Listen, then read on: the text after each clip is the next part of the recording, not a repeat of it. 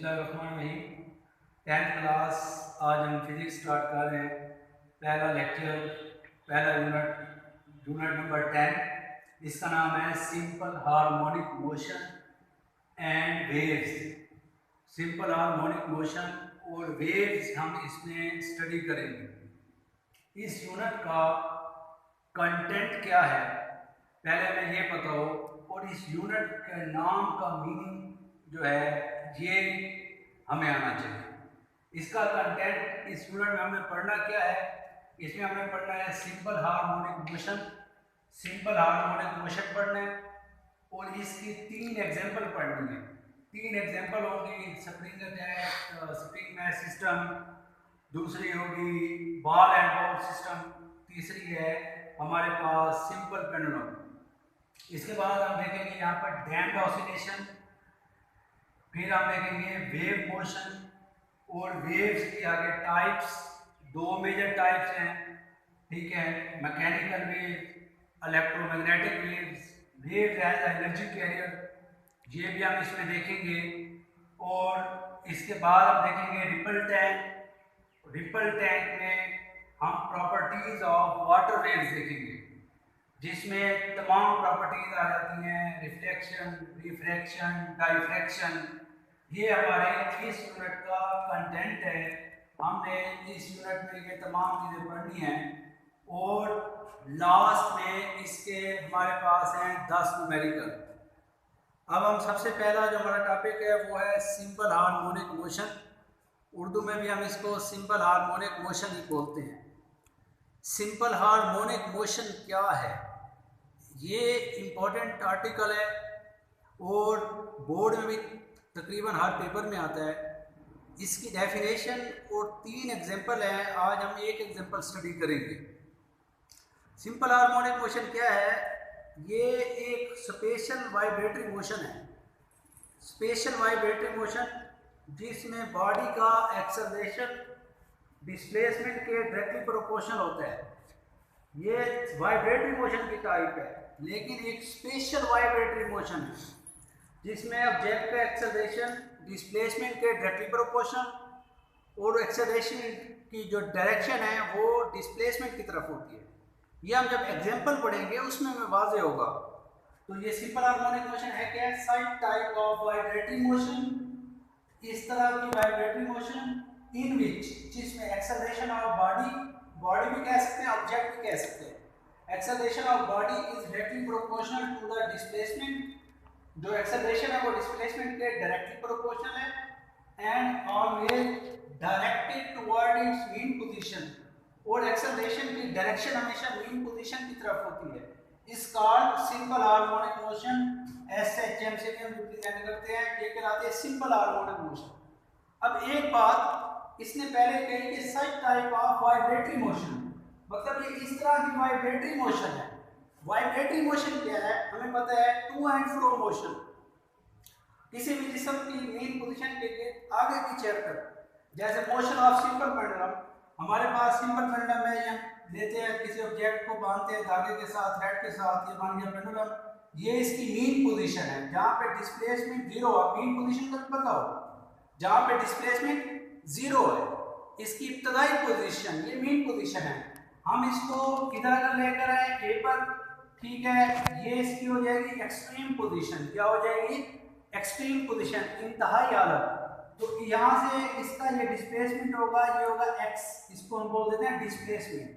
जब हम ऑब्जेक्ट को छोड़ेंगे ये इधर नहीं खड़ेगा, ये इधर आगे आ जाएगा b पर, ठीक है, b पर आएगा, फिर ये b से दोबारा वापस a तक, इस तरह ये अपनी मोशन को रिपीट करता रहता है। इस तरह की मोशन वाइब्रेटरी मोशन है। ये simple harmonic motion vibratory motion की टाइप है, जिसमें ऑब्जेक्ट का एक्सेलरेशन जो है वो डायरेक्टली प्रोपोर्शनल होता है डिस्प्लेसमेंट के, और इसकी डायरेक्शन जो है वो मीन पोजीशन की तरफ होती है। ये इसको हम बोल देते हैं सिंपल हार्मोनिक मोशन। क्या बोल देते हैं, सिंपल हार्मोनिक मोशन। आज हमें पढ़ेंगे इसकी पहली example, show that the mess attack with spring, the motion of mass attack with the spring is simple harmonic motion, या हम इसको बोलते हैं spring mass system. Spring mass system ये हमने शो करना है कि इसकी जो मोशन है वो क्या है, सिंपल हार्मोनिक मोशन है। इसकी मोशन क्या है, सिंपल हार्मोनिक मोशन है। Show that the mass motion of mass attached to the spring is simple harmonic motion। अब यहाँ पे हम लेते हैं एक स्प्रिंग लेते हैं, इसके साथ हमने मैस अटैच किया, ये इसकी इनिशियल पोजीशन है, x यहाँ पर 0 है, x क्या है 0, मतलब no displacement cover, it is mean position. ये क्या है हमारे पास, इसकी मीन पोजीशन है, ये यहाँ पे x 0 है, ये वाली line dotted line mean position को बता रही है। अब मैं इस मैस को अगर खींचूं इस तरह, इसको A पर लेकर आऊं, पॉइंट A पर लेकर आऊं, ठीक है, ये पॉइंट है, इसकी एक्सट्रीम पोजीशन होगी, पॉइंट A क्या होगी, इसकी एक्सट्रीम पोजीशन इंतहाई हालत। जब इसको छोड़ेंगे तो ये जो हमारी फोर्स है, जब हम इसको लेकर आए, फोर्स हमारी जो है इसमें रिस्टोरिंग फोर्स की सूरत में अपीयर हो गई। रिस्टोरिंग फोर्स, रिस्टोरिंग फोर्स क्या होती है, ये रिस्टोरिंग फोर्स, ये फोर्स ऐसी होती है जो ऑब्जेक्ट को मीन पोजीशन की तरफ वापस लेकर जाती है। मीन जो हमने इस पर फोर्स लगाई, हमारी जो एनर्जी है इसमें in form of restoring force appear होगी। जब हम छोड़ेंगे ये मैस इधर आएगा मीन पोजीशन पर, तो इनर्शिया की वजह से ये इधर खड़ेगा नहीं, ये इधर आ जाएगा, ये इस साइड पर इसकी एक्सट्रीम पोजीशन होगी, ठीक है। तो ये मैस जब इधर आएगा दोबारा ये वापस जाएगा, गो कि ये अपनी हरकत को बार बार रिपीट करता रहेगा, अपनी मोशन को रिपीट करता रहेगा, वाइब्रेटिंग मोशन होगी।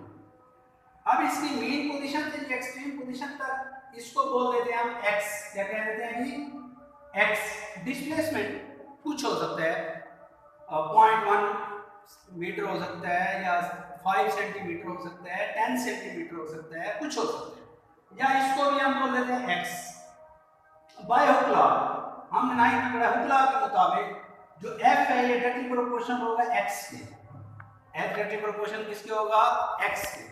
साइन ऑफ प्रोपोर्शनैलिटी को खत्म करके हम जब इक्वालिटी लगाते हैं तो हमें क्या लगाना पड़ता है, कांस्टेंट ऑफ प्रोपोर्शनैलिटी। प्रोपोर्शनैलिटी का constant, here k is constant of proportionality, that is called as spring constant. ये क्या होता है, स्प्रिंग कांस्टेंट होता है। अच्छा यहाँ f किसके इक्वल होता है, ma के, we know that f is equal to ma, f किसके इक्वल होता है, ma। यहाँ पर f की वैल्यू पुट कर देंगे ma के बराबर, यहाँ पुट कर देंगे ma, और ये वैसे आ जाएगा, इधर देखें f is equal to ma minus kx। हम यहाँ से k क्या है, स्प्रिंग कांस्टेंट है, k क्या है, स्प्रिंग कांस्टेंट। k की वैल्यू डिपेंड किस पे करती है, ये स्टिफनेस ऑफ स्प्रिंग पर, स्प्रिंग की स्टिफनेस पर, स्प्रिंग के मटेरियल पर। मींस अगर स्प्रिंग प्लास्टिक की स्प्रिंग की है उसका अलग वैल्यू, k की वैल्यू अलग होगी, स्टील के लिए अलग होगी, आयरन के लिए अलग होगी। जैसे स्प्रिंग छोटा हो उसमें k की वैल्यू अलग होती है, बड़े स्प्रिंग हो, हार्ड स्प्रिंग हो, k की वैल्यू अलग होती है। ये स्प्रिंग कांस्टेंट है k, ये साथ साथ आपको पता हो, मीन पोजीशन भी मैंने बता दी, एक्सट्रीम पोजीशन भी k भी बता दी। अब यहाँ से a किसके इक्वल आएगा, इधर देखें, ये m इधर मल्टीप्लाई हो रहा है, इधर आगे क्या हो जाएगा, डिवाइड हो जाएगा, ये डिवाइड हो जाएगा, ये a equal to minus k over m x। अब k over m, k constant है और m क्या है, मैस इज आल्सो कांस्टेंट। दूसरे लफ्जों में बेटा ये जो k ओवर m है ये दोनों वैल्यू कांस्टेंट है। अब आप मैस अगर इधर 0.5 kg लगाया, वाइब्रेट होते होते 0.5 ही रहेगा, 10 नहीं हो जाएगा। mass is constant, k is also constant, इन दोनों को मैं k का कांस्टेंट का नाम दे दिया, ये क्या है, कांस्टेंट है। और माइनस साइन साथ जा रहा है, माइनस साइन इसको इंडिकेट करता है, जो हमने यहाँ से लगाया है माइनस साइन जो है ये बताता है कि ऑब्जेक्ट जो है इसकी जो रिस्टोरिंग फोर्स है इसको मीन पोजीशन की तरफ लेकर जाती है। अब यहाँ पर हमने कांस्टेंट को खत्म करना है, इक्वालिटी को जब हम खत्म करेंगे तो कौन सा साइन आएगा, साइन ऑफ प्रोपोर्शनैलिटी।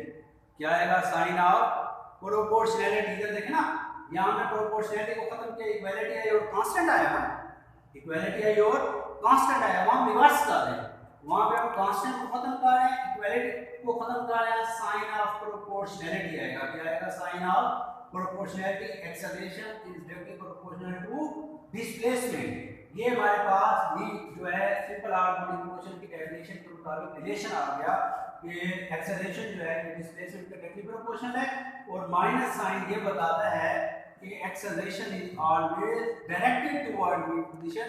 एक्सेलरेशन की डायरेक्शन हमेशा मीन पोजीशन की तरफ होती है। यहाँ से हमें जो है ये शो हो गया, इसके जो स्प्रिंग बैक सिस्टम की मोशन है वो क्या है, सिंपल हार्मोनिक मोशन है। आज आप बेटा ये देखें, ये इसकी पहली एग्जांपल देखें, कल हम इंशाल्लाह इसकी नेक्स्ट एग्जांपल स्टडी करेंगे। अल्लाह हाफ़िज़।